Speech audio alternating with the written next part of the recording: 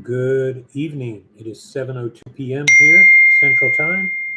PM here, Central Time. PM here, Central Time. PM here, Central Time. PM here, Central Time. PM here, Central Time. PM here, Central Time. PM here, Central Time.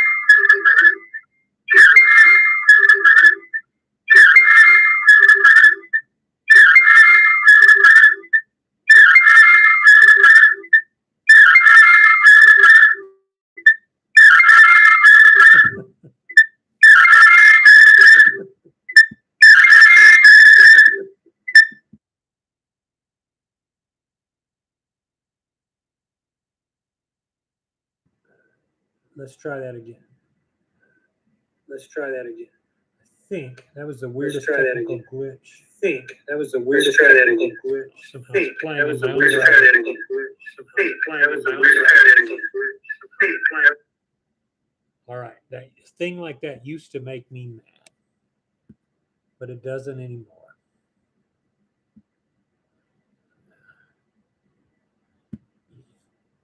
How many of you have faced a situation where you didn't know you had another tab open and you weren't able to, you kind of got into a predicament?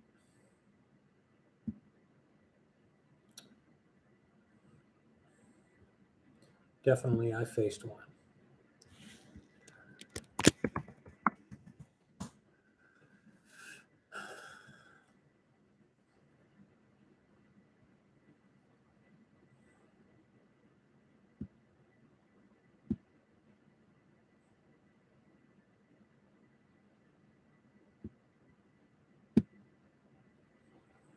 How is everyone doing tonight?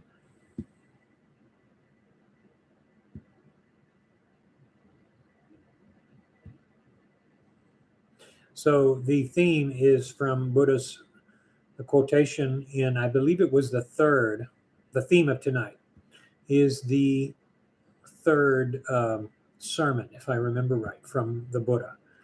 As he said, it is better to conquer yourself than to win 1,000 battles.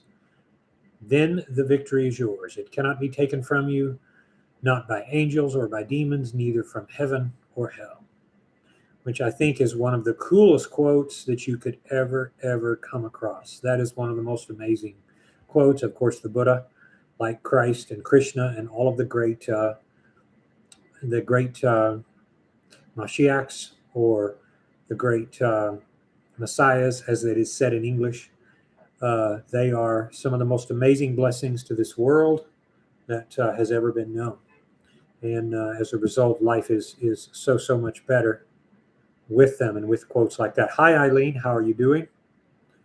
Good to see you back in a live stream. Some of you can't see, but let me give you my new setup here, which is, to me, pretty cool. I've always said it's good to have your beverages handy, which is one of the things that I have done tonight. 0 carb, 0 calorie.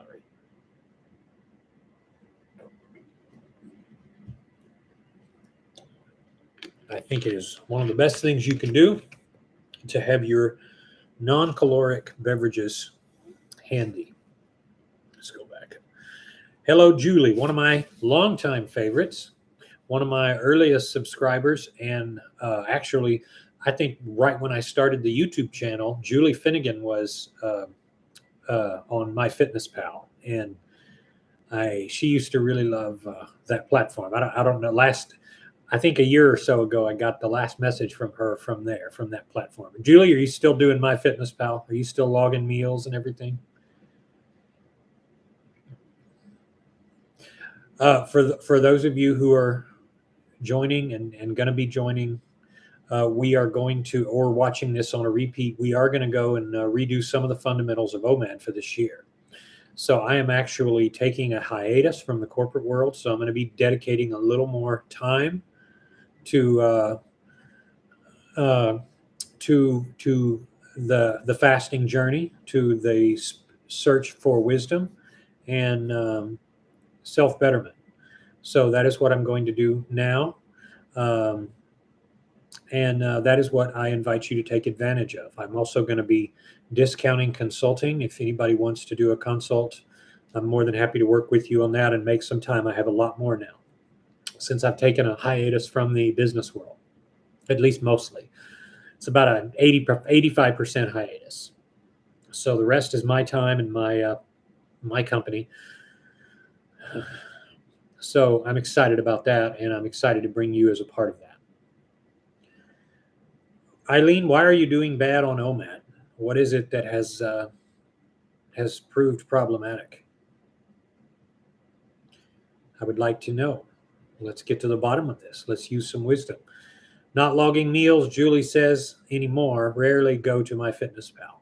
Well, MyFitnessPal is a tool, and it is a tool that you don't necessarily need. And if you don't need a tool, why use it? I still check messages there, but that's pretty much all I do. I do have a link to the old Omad forum, and people do occasionally come in to record their starting point and get some motivation. Sadly, we do need some more members back at the 1 meal a day forum for the newbies. Some people really do love the accountability there. They really do love the option to be tracked, to have someone there with them on their journey, and that allows them to have that. So for those that it's good, it's good. Again, personally, I rarely use it. Sometimes I'll run over there to log a series of foods. 3 Fuji apples, large. Enchilada dinner, 1. Hungry man steak, and it already has the calories. You can add them up, and it'll total them up for you. So sometimes I'll head over to MyFitnessPal or Chronometer, which is about equal, maybe a little bit better in some ways than MyFitnessPal. And it's something that you can do to show up if you decide you get the urge to start counting calories. You ever do that? Some of you just get the urge to start counting calories, and you start popping in and saying, how much am I eating today? You feel extra accountable. You know that feeling? Occasionally I get that, even though I don't worry about calories at all. Put in the notes, for those of you joining, what do you do other than those two, Chronometer and MyFitnessPal? What do you do for controlling for as a tool, if any? So Eileen says, I do very well during the week, but bad at weekends. Well, okay, so look at that.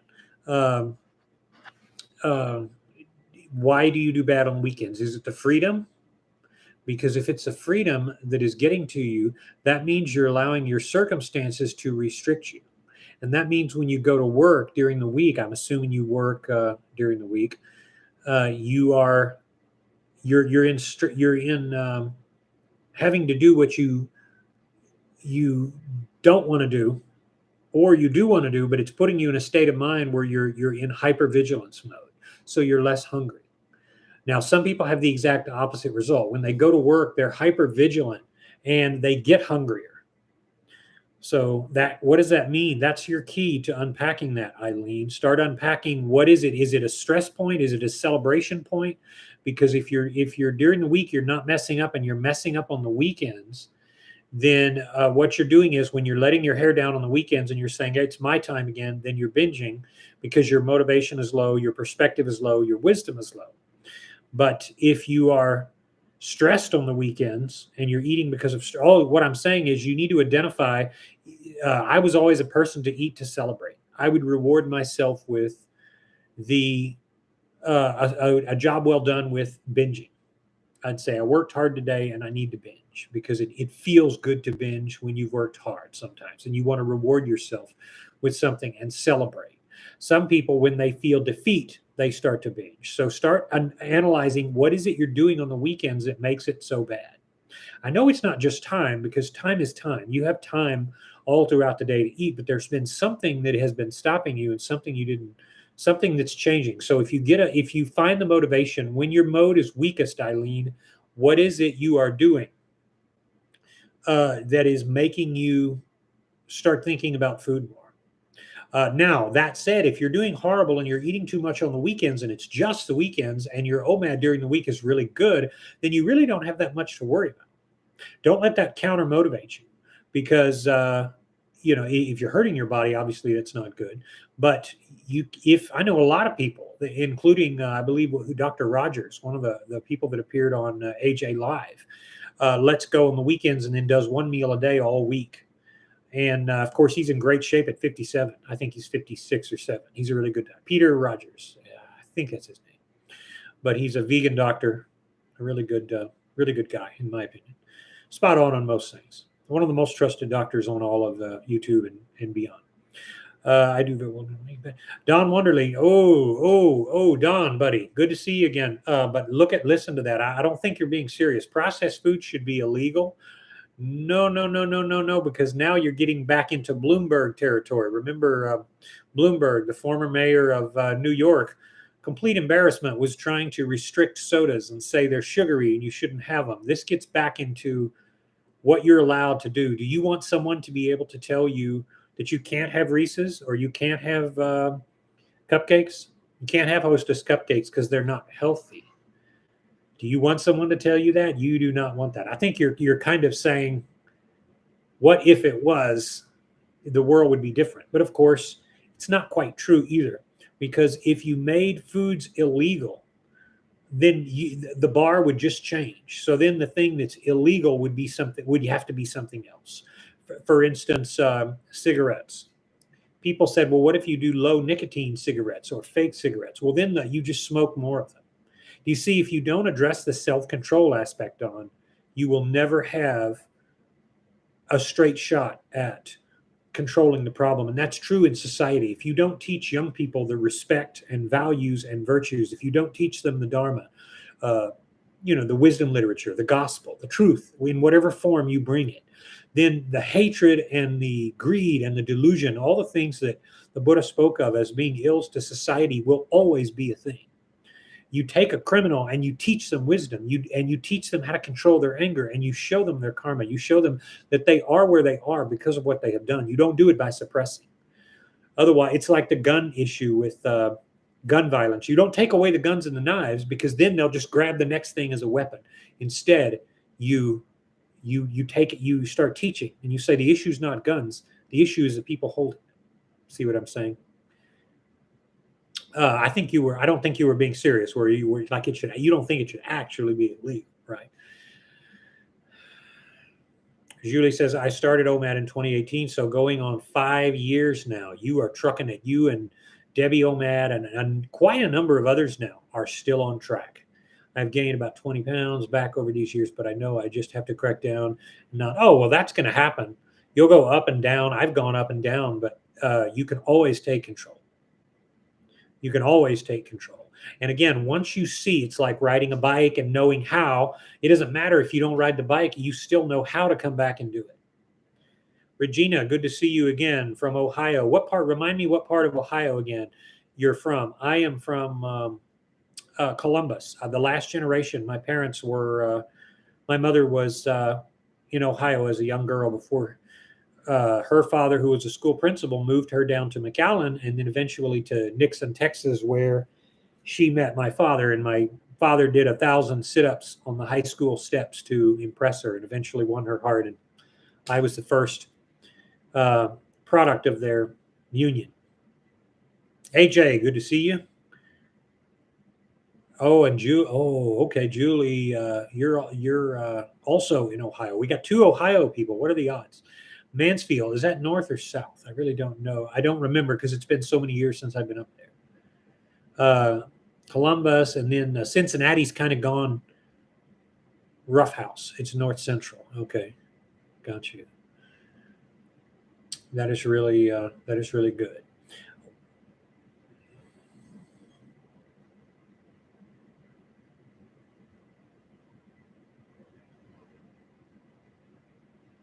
Don asks, Joe, could you explain the 2 different types of insulin?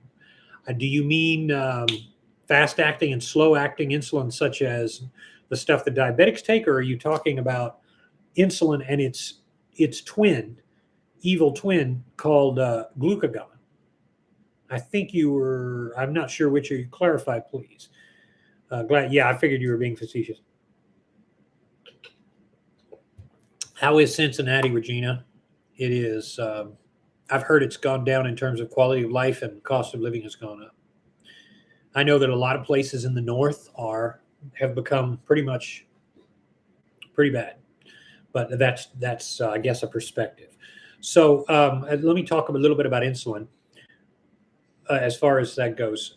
Insulin, such as that your body, that like slow acting and fast acting insulin, like diabetics take, is just chemically designed to release slower, so that when a diabetic sleeps, it doesn't overwhelm their blood sugar and cause them to have an unsafe drop. And if they don't wake up, they could go into they could crash.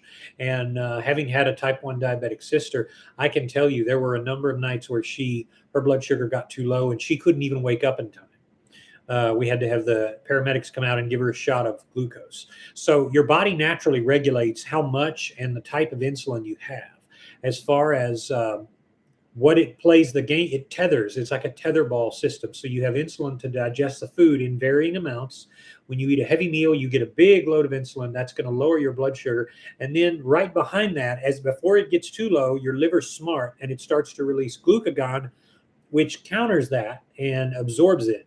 But it's not going to keep raising it. Insulin's going to start getting stronger at that. It's going to be like a little tug of war, to where you're going to have your insulin and you're going to have your glucagon playing this battle. And in a normal person, that happens all the time. You don't even know about it. You don't know. You don't know. I mean, when you go to bed at night, you get up, unless you have a problem with blood sugar control and you start to feel sweaty and shaky and you're having a low blood sugar moment, your liver doesn't regulate properly, then maybe once in a while that happens to a normal person every few years. I think, have I ever had I think I've had a few times in my life where I've had low blood sugar just because my body reacted negatively to something and I felt that it was a little bit, I kind of got sweaty and shaky if I ate the wrong thing. Like one of the things that I have to stay away from is monk fruit, because it messes with my blood sugar, and it also, and I have perfect blood sugar. I have no problems at all, but my body doesn't like it. I also get the runs, and stuff starts coming right out of me in a very non-pleasant way. My dad tried the same thing, and it's that calorie-free, 0-calorie monk fruit you get at grocery stores. I have to stay the hell away from that because it's really bad. But that's it. Let me know, Don, if a better explanation. But the stuff you buy, the Norvacid or Norvasat, the stuff you buy in the stores has been chemically altered, fast acting and slow acting insulin. So if you eat a big meal, you get a fast acting. It's going to dump your blood sugar quickly, so that it doesn't climb too high. A person who makes no insulin has to do that.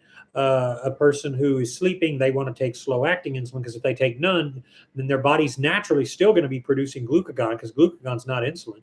It's going to just raise their blood sugar. And when they wake up in the morning, they're going to have dawn phenomenon, which, by the way, is how you know if you're becoming diabetic. You're going to start having dawn phenomenon. So these people who they wake up in the morning and their blood sugar's like 112 or something, fasting blood glucose, that is not a good sign, because that could be an indicator of oncoming autoimmune diabetes. I've known people where that happened, and next thing you know, they got really thirsty, and they started to use the restroom a lot, and they went to check, and in the morning their blood sugar was pretty high. And then as they eat throughout the day, it would go down, which is not a good sign. Usually, properly, your blood sugar should go up a little and then come right down. Ideally, when you eat a meal, your blood sugar should go to about 120 or 30. Mine is about 115 or 20, if that, if I eat a lot. I have had times where it spiked to 130 if I ate horribly, but generally mine goes up and then it goes right back down. I maintain a 4.9, a sub 5 points A1C. I've always had great control there, even before Omad, even better with Omad. So that, but blood sugar is a thing. One of the things that people notice over the longer term while doing one meal a day is they continue to get better blood sugar as the months pass. My ex-girlfriend, it took a whole month to see improvements in her blood glucose. She was part Hispanic and diabetic, a little bit diabetic, and had to watch that. But then when she did OMAD, she lost a whole bunch of weight. It went away. She had normal blood sugar after about 2 months. And she was actually really dedicated. And I can remember at the time being very impressed. So, anyways, that's the story there. That's the story there in terms of blood glucose. So, for those of you who joined the chat who were not here at the outset, our theme is, as is in the notes, it is better to conquer yourself than to win 1,000 battles. Then the victory is yours. It cannot be taken from you, not by angels or by demons, neither heaven or hell. And that's a brilliant quote. And it was said by the Buddha, I think, on his third sermon after enlightenment. And that said, all of that to say, it is something else, folks. It is really something else, because when you do face appetite,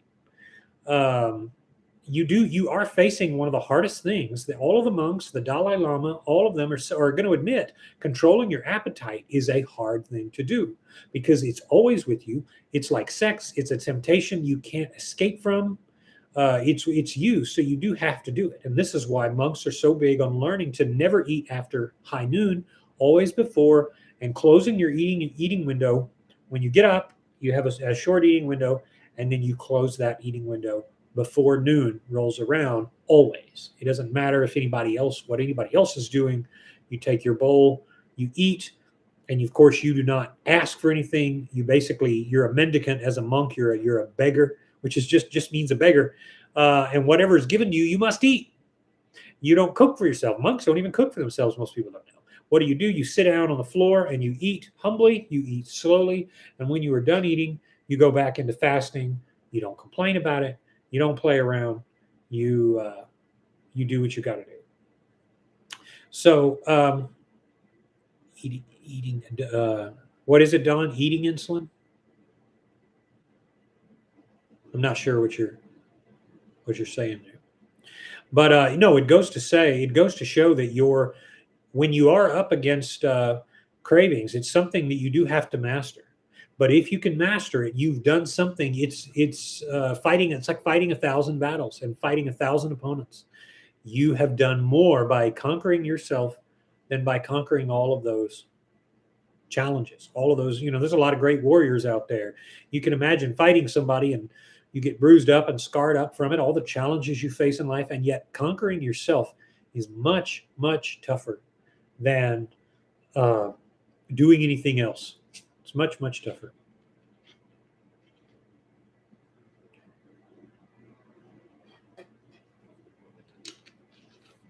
Speaking of eating insulin, have you ever seen a vial of insulin that was dropped? It smells very, very strong, very hormony.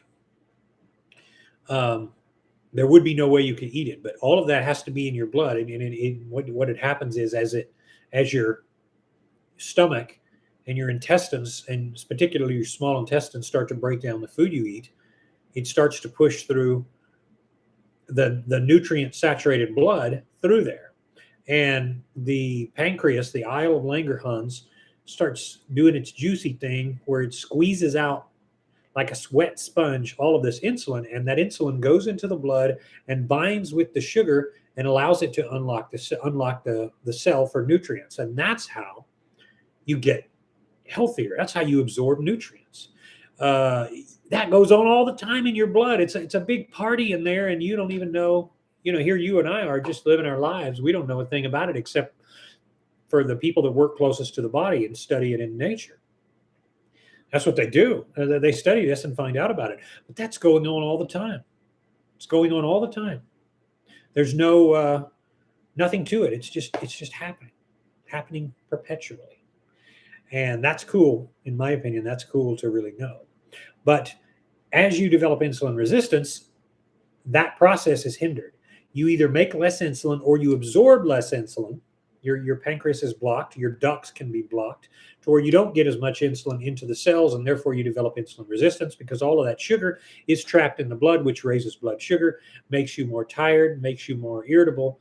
And then what does your body have to do? It has to make more insulin because it's trying to call for it. Now, as I mentioned in my video on reviving your relationship with raw, if you eat fruits, that's the exception to the insulin principle. If you eat fruits, you ingest directly uh, the nutrients into the cell because you don't need insulin to take in fruit sugar. Did you know that? As long as you don't have fat in plugging up your digestion, that's why if you eat uh, apples or strawberries with sugar sprinkled on top, it's really because it's all going to turn it's going to digest with the fiber of the fruit, and it's going to turn back into water very quickly. So what does your body do? Your body absorbs it directly because the nutrients of fructose allow yourself to absorb it very quickly. That's why you'll die if you eat only fruit for too long.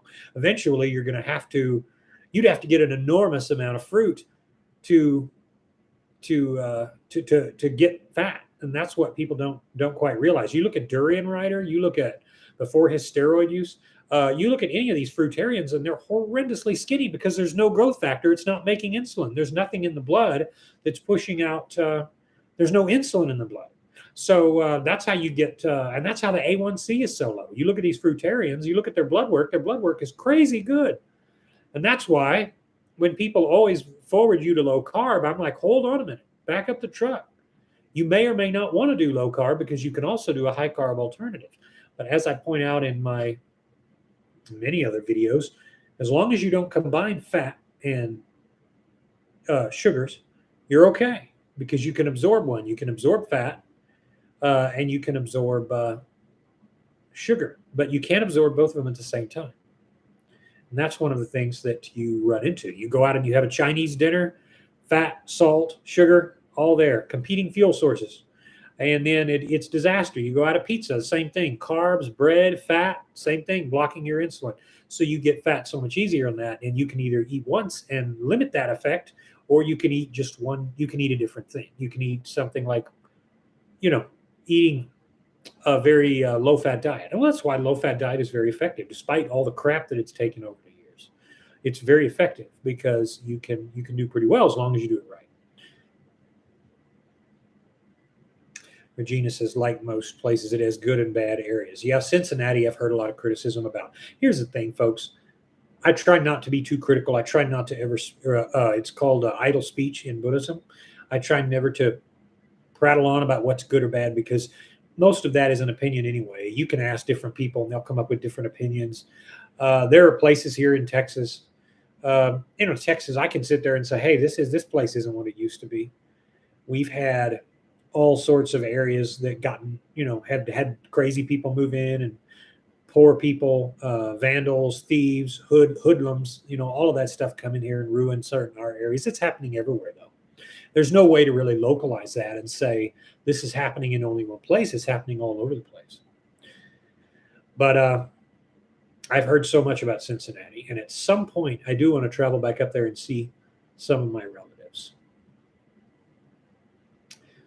Bear in mind, folks, I do need to cut the stream short tonight, so I'm not going to be on for more than about 20 more minutes because I do have the possibility that I'm going to have to make a run somewhere tonight. But if you have any questions, please ask them.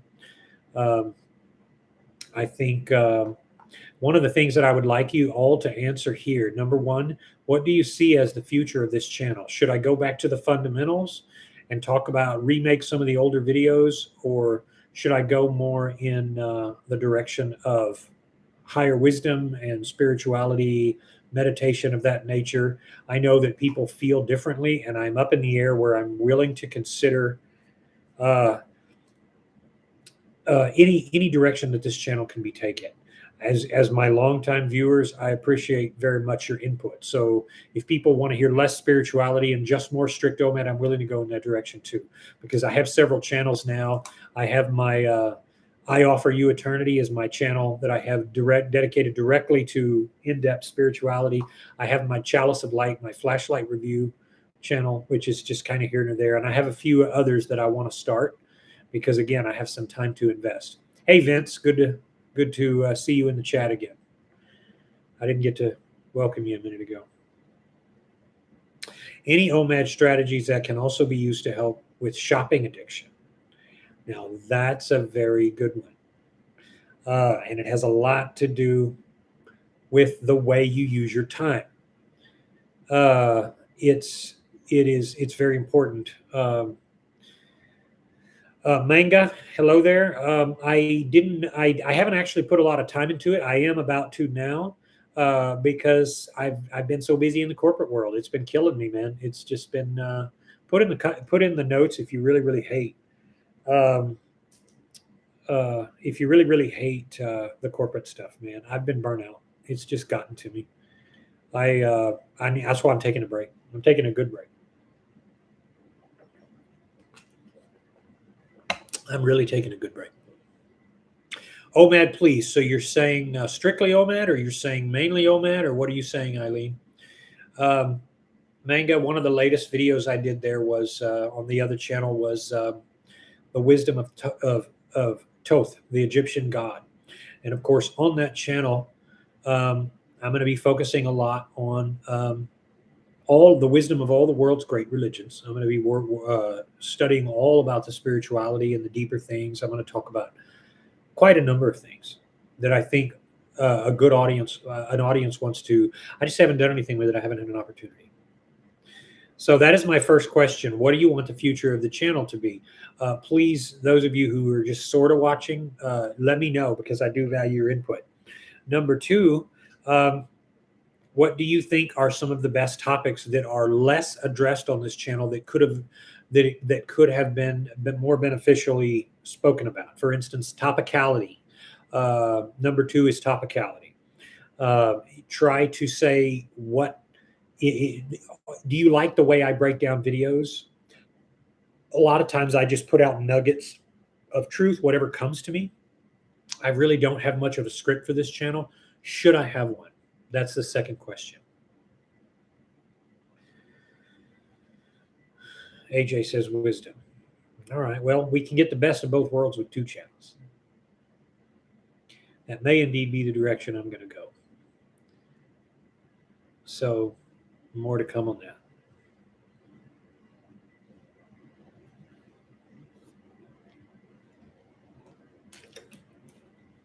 Now, of course, there are many occasions where spirituality overlaps with self-control, and that's how this channel has always been functioning. The power of truth from good practices invades over into your spiritual life, because when you do things that are wholesome, when you do things that are spiritual, even if you don't call them spiritual, they benefit you. Self-control, against such there is no law, Galatians says, the book of Galatians says. So again, there's a big overlap here, and I don't want to be too restrictive on any one way to do some things. I do want to do at least a few workout videos, although this is not a workout channel. I do want to somewhat focus on that. What are your thoughts? So again, everything is changing and fleeting and temporary and impermanent. This, all of the world's great religions say, and I want to make sure that this channel adapts with any needed changes. And that's something that I realize I have done a very poor job of, because I haven't made this a very big priority at all. But it's something that you can be a part of and you can help.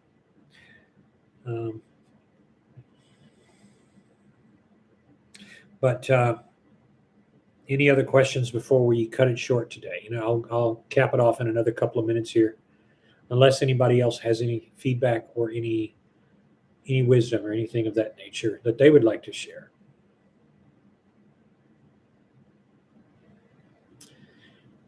You might also put what your OMAD was today. What did you eat?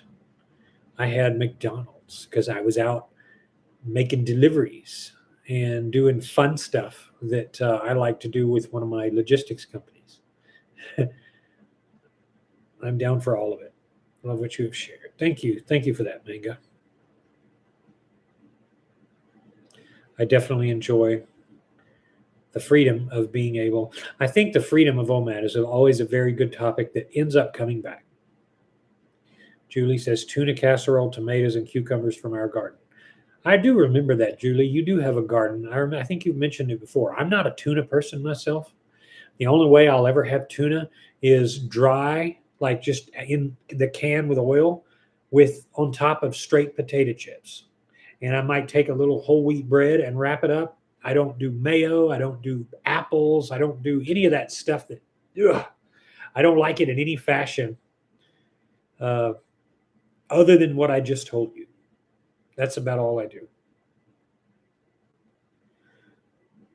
Homemade Manga had homemade donut holes and rice and beans. There you go.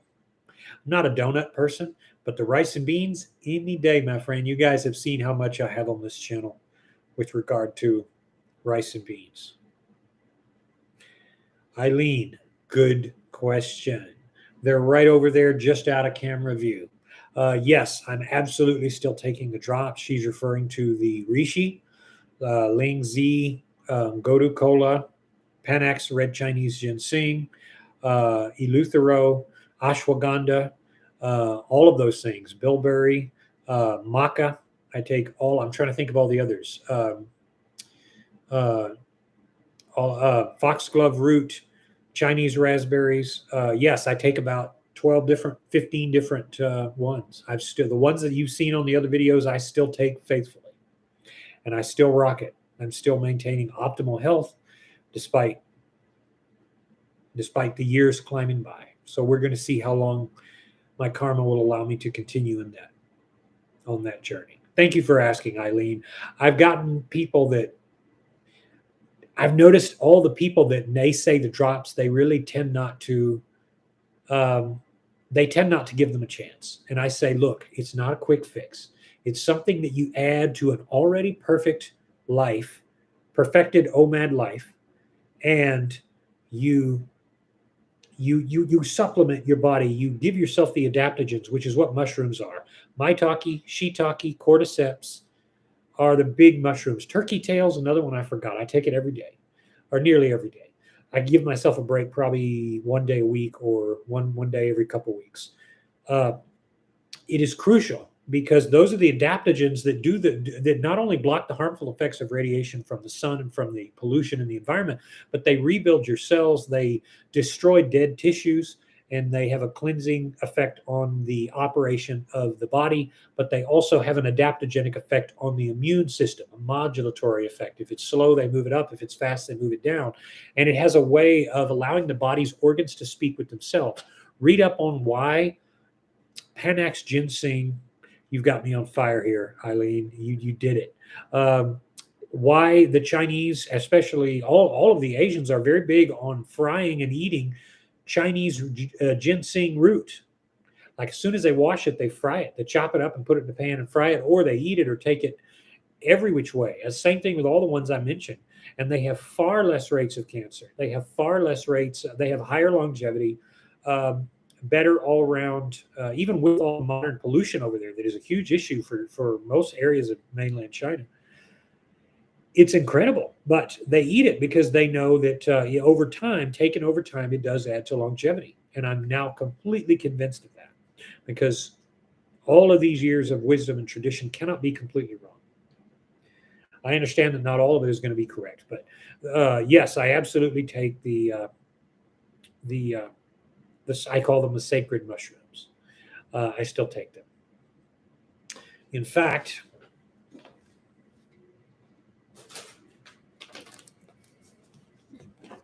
here they are right here. I think I've shown this one before. This is one of the easiest ways you can get your coffee. They come in little packets, and it tastes just like coffee. But Lingzi is the Chinese for reishi mushroom, and this is the red mushroom-based. It's already been ground up for you, and all you do is add hot water. And this is one of the most trusted brands. It tastes just like coffee, but with more of a mushroomy taste. This will knock your socks off with energy and with. And here's the thing: Lingzi does provide wisdom. It does enable your mind to absorb wisdom. And I thought that was silly when I first heard that. I heard that about 8 years ago, and since then it has made me, I think, much more receptive. Ever dance with the devil in the pale moonlight? In 1989 Batman, right? Yes. You can get them on Amazon, Eileen, or anybody else who wants them. Just look them up and pre-mix with Ganoderma extract, which is red reishi, the purest kind. And of course, sourcing them from pure kinds is really good. Powders are never as good as drops, but there are some advantages also. You can definitely get some good powders. That is one. There are others. Dragon Herbs is another very good brand that I would recommend. Look up Paul Stamets if you would like to learn more about the mushrooms. He's one of the world's he is the world's leading expert today in the West on various mushrooms, cordyceps, um, um, the monkey-headed mushroom. What am I thinking of? Lion's mane is another one. Very powerful stuff that is great for your body. Sometimes I put them with hot chocolate, and I just add sugar. I don't care if there's sugar. I'm eating the meal anyway, so if I'm going to do it that day, if I don't do it with coffee, calorie-free, I'd put them with some cacao powder and sugar, and just make like a hot chocolate. And I put hot water, and I'll add the drops to that. Other than that, I'll always do Ling Z coffee straight with Splenda, and I still use Splenda because it's good. So thank you all. I'm going to say goodbye for the day. Continue on your Omad journey, and until we meet again.